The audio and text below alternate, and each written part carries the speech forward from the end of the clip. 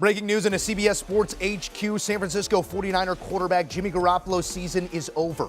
Garoppolo suffered a broken foot in the first quarter in Sunday's win over the Miami Dolphins. Garoppolo is said to require surgery and, quote, broke a few things in there, according to his head coach Kyle Shanahan. Garoppolo's season comes to a close with an 8-3 record if you give him this win, 2,000-plus yards, 16 touchdowns, 4 interceptions, and a whole bunch of uncertainty moving forward in San Francisco. I mean, just hearing it was pretty crushing. I mean, we know what Jimmy's been through, how hard he's worked at this.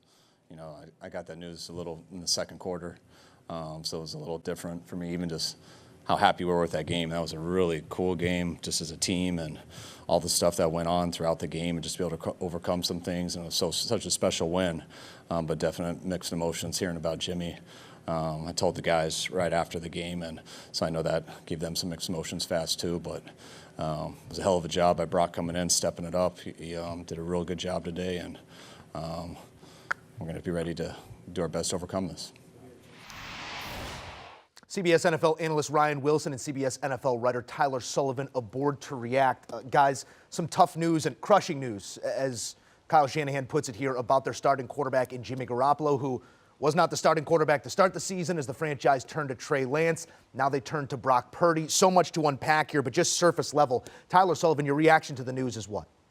Yeah, no, it's brutal for this 49ers team, but it's also brutal for Jimmy Garoppolo. I mean, this is a guy that has really suffered a tremendous amount of injuries throughout his career and has still been able to play at a high level. And obviously the situations coming into the year as the backup quarterback to Trey Lance, stays with the 49ers despite possibly fielding offers to go someplace else, stays with the team, gets an opportunity, and it felt like there was a possibility to go on a Nick Foles special type of run here with the way the defense has been playing.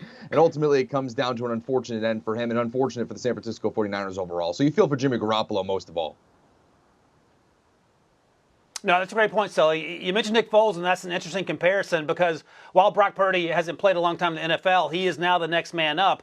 And as someone who also covers the draft, I went and looked up my notes on Brock Purdy. Had him as a late day 3 guy. He was Mr. Irrelevant, as we know. But the notes on him in 2019, that season, were much better than they were in 2020. And he's great in terms of throwing the ball into tight windows. That can be good or bad. He throws with anticipation. We saw that at points today. He's incredibly mobile. And I wrote at the time, he gave me Baker Mayfield vibes, and that was a good thing in the moment. Last year, he was a little bit more inconsistent. He'd missed some easy throws. He didn't feel the pressure in the pocket.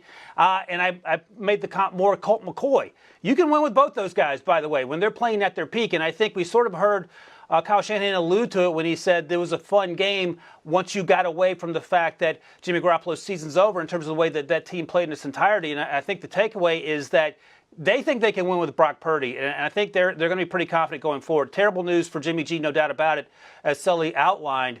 But the season's not going to stop, and they have to figure this out. And I think Brock Purdy, there are worse places to be with your quarterback situation than with Brock Purdy, who played over 45 games at Iowa State. He had 81 touchdowns, 33 interceptions, completed 67% of his passes. So there's something to work with there based on what we saw over the course of his college career and, of course, what we saw on the field against the Dolphins. 45 games at Iowa State, about 45 minutes of NFL sample size, 25 of 37, 2 touchdowns and an interception. Ryan Wilson, when you say they can win with Brock Purdy as their quarterback, they're only looking to win one thing, and that's a Super Bowl. That's what this defense expects to do, and that's what, until today, this offense expected to do behind Jimmy Garoppolo. They'll have to carry that belief or maybe even find a new belief with Purdy as their quarterback, but situate them amongst the NFC. In your eyes, Purdy is the quarterback of this team. How good can they be? That's going to be the question. I mean, they're not in the same conversation with the Philadelphia Eagles as we sit here, but there's a reason you give up all you did for Christian McCaffrey. Jimmy Garoppolo is not Patrick Mahomes when he is healthy. He's not Josh Allen. He's a system quarterback who runs that system extremely well and was running as well as he had while his time had been there in San Francisco.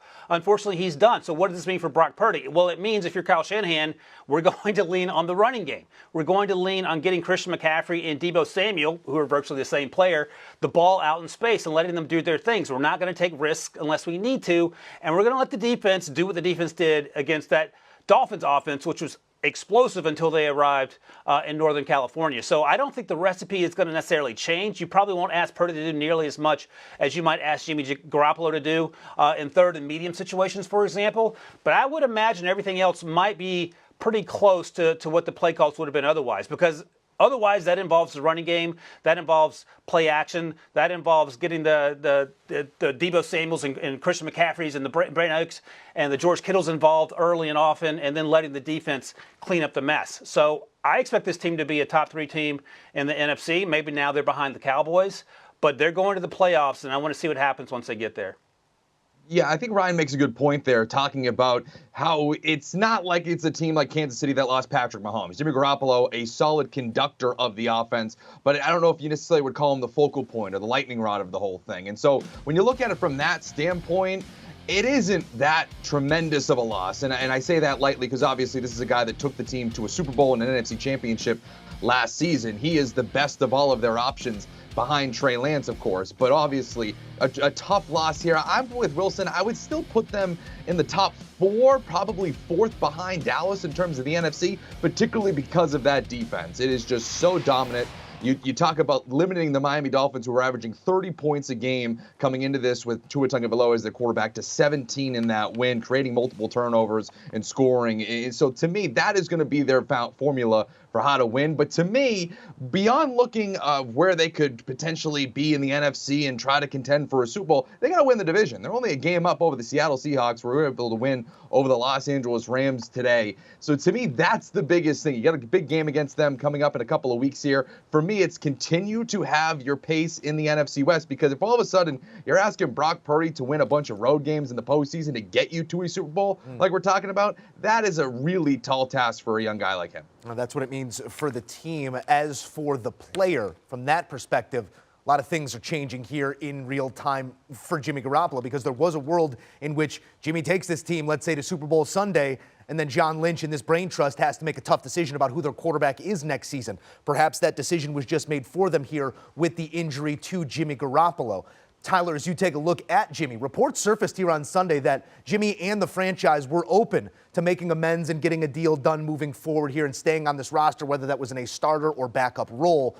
What does the future of Jimmy Garoppolo look like to you, Tyler? Yeah, I don't think it's in San Francisco, because unfortunately today is all of the fears realized for the San Francisco 49ers and Kyle Shanahan and John Lynch. The whole reason why they made that blockbuster move to go up and get Trey Lance was because of Jimmy Garoppolo's health. He was unable to finish the season. That's the whole storyline going into that draft, and why they were able to make, or why they wanted to make that big of a move to get a quarterback that they felt not only could raise their ceiling, but be there for a full season, full regular season, obviously, for the postseason. Jimmy Garoppolo is continuing, unfortunately, to show you that his body just doesn't agree with a full regular season in the NFL. For whatever reason, he is unable to stay healthy and really can help this team contend. And when you have question marks about a quarterback's availability, the ability doesn't necessarily matter. So for me, that's the biggest question about his future going forward. Because we're seeing him being unable to finish these seasons, I don't think the San Francisco 49ers would want to kind of latch onto that. But I do think another franchise would be open to possibly seeing if a reset could help him move forward. I think you're exactly right, Tyler, in terms of the way you phrase that. It is interesting, though, if they were open to bringing back Jimmy Garoppolo, was it just the case that Kyle Shanahan and John Lynch were just being, they were unable to control themselves and moving on from Jimmy Garoppolo when they traded up all that capital to go get Trey Lance, and perhaps they didn't like what they saw in Trey Lance? That's a conversation for another time. But in terms of where Jimmy Garoppolo might end up, I scribbled some names down while Tyler was talking. Obviously, Jimmy G will be a free agent in a couple months. Geno Smith will be a free agent in a couple months. Houston, Indianapolis, the Jets, who just drafted Zach Wilson, of course. The Saints and Carolina are just teams at the top of the list that could be looking for veteran quarterbacks, if not looking to draft one. So there'll be plenty of options for both those players that I mentioned, assuming Geno doesn't return to Seattle. But I don't think you bring Jimmy G back because you don't want Trey Lance looking over his shoulder. If he's your guy, and it appears that he is, given what you gave up to get him, you move forward with him, and perhaps Brock Purdy becomes Jimmy G 2.0 in that he's cheaper and understands the offense and can do those things you need him to do. But I think Jimmy Garoppolo's future will be somewhere as a starter next season. I just don't think, like Tyler mentioned, it will be in San Francisco. Yeah, can't seem to find 32 guys who can do it at an elite level. There's always going to be a demand for a Jimmy Garoppolo across the league, but his season is over after this broken foot on Sunday. Gentlemen, thank you. All right, here's a look at where Jimmy Garoppolo stacks up wins and losses relative to his contemporaries. 40-17 as a starter. This is obviously minimum 30 starts. So some big names, some big-time performances. Jimmy Garoppolo lost for the season. The San Francisco 49ers will move forward with Brock Purdy as their starting quarterback. Do you want a sports network that delivers everything that matters about the game? The highlights, the picks, the instant analysis, no yelling, no fake debates, no politics. Hit the subscribe button and never miss a moment.